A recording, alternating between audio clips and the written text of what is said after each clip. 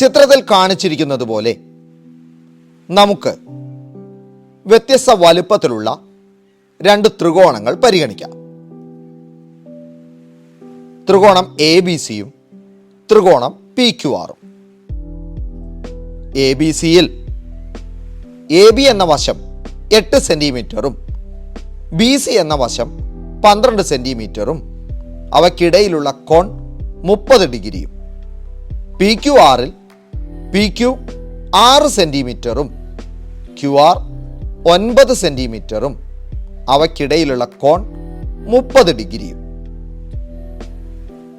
എന്താണ് ഈ ത്രികോണങ്ങളുടെ പ്രത്യേകത? ഇവയുടെ രണ്ട് വശങ്ങളിലെ മാറ്റം ഒരേ തോതിലാണ്. അവയുടെ ഇടയിലുള്ള കോണുകൾ തുല്യവുമാണ്.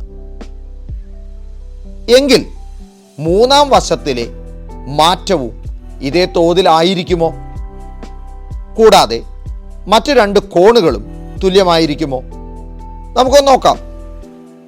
അതിനുവേണ്ടി ആ ചെറിയ ത്രികോണത്തിൻ്റെ 30 ഡിഗ്രി കോൺ വരുന്ന മൂല വലിയ ത്രികോണത്തിൻ്റെ 30 ഡിഗ്രി കോൺ വരുന്ന മൂലയുടെ മുകളിൽ കൃത്യമായി നമുക്കൊന്ന് ചേർത്ത് വയ്ക്കാം.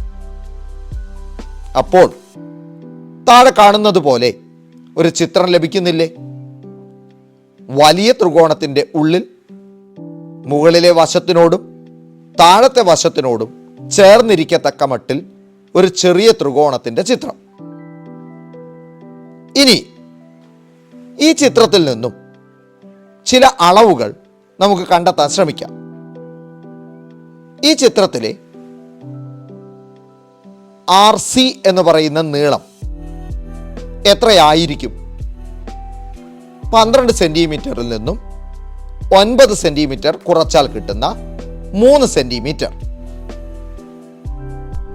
പി എയുടെ നീളം എത്രയായിരിക്കും? 8 സെന്റിമീറ്ററിൽ നിന്നും 6 സെന്റിമീറ്റർ കുറച്ചാൽ കിട്ടുന്ന 2 സെന്റിമീറ്റർ. എങ്കിൽ നമുക്ക് Q R by R C എത്രയാണെന്നൊന്ന് കണ്ടു നോക്കാം. 9/3 സമം 3. ഇനി P Q by P A എത്രയായിരിക്കും? P Q by P A 6/2 സമം 3. അഥവാ രണ്ടു വശങ്ങളിലെയും മാറ്റത്തിൻ്റെ തോത് ഒന്ന് തന്നെയാണെന്നർത്ഥം. അതുകൊണ്ട് പി ആർ എന്ന വശം എ സി എന്ന വശത്തിന് സമാന്തരമാണ്. എങ്കിൽ പി ആർ എ സി എന്നീ വശങ്ങളുടെ രണ്ട് മൂലകളിലും വരുന്ന കോണുകളും തുല്യമാണ്. ഇനി നമുക്ക് P Q by A Q എത്രയാണ് എന്നൊന്ന് കണ്ടു നോക്കാം. P Q by A Q എന്ന് പറയുന്നത് 6/8 സമം 3/4. 4ൽ 3 ഭാഗമാണ് എന്നർത്ഥം. ക്യു ആർ ബൈ ക്യു സിയോ? Q R by Q C എന്നുള്ളത് 9/12.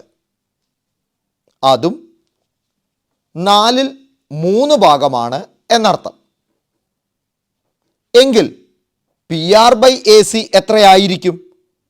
പി ആർ ബൈ എ സിയും അതേ തോതിൽ തന്നെ ആയിരിക്കുമല്ലോ മാറുന്നത്. അഥവാ പി ക്യു ബൈ എ ബിയും ക്യു ആർ ബൈ ബി സിയും പി ആർ ബൈ എ സിയും തുല്യമാണ്. അതായത് രണ്ടു വശങ്ങളിലെ മാറ്റം ഒരേ തോതിലും അവയുടെ ഇടയിലെ കോണുകൾ തുല്യവും ആയ ത്രികോണങ്ങളിൽ മൂന്നാം വശങ്ങളിലെ മാറ്റവും ഇതേ തോതിലാണ്. കൂടാതെ മറ്റു രണ്ട് കോണുകളും തുല്യവുമാണ്. ഈ പാഠഭാഗത്ത് നമ്മൾ ഇതുവരെ കണ്ട കാര്യങ്ങൾ ഒന്ന് ചുരുക്കാം.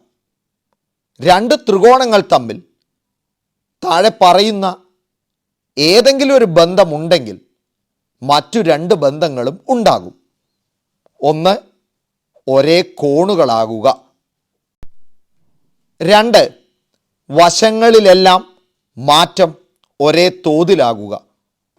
മൂന്ന്, രണ്ട് വശങ്ങളിലെ മാറ്റം ഒരേ തോതിലാകുകയും അവയുടെ ഇടയിൽ ഒരേ കോണായിരിക്കുകയും ചെയ്യുക. ഇതിലേതെങ്കിലും തരത്തിൽ ബന്ധപ്പെടുന്ന ത്രികോണങ്ങൾ സദൃശം, സിമിലർ ആണെന്നാണ് പറയുന്നത്.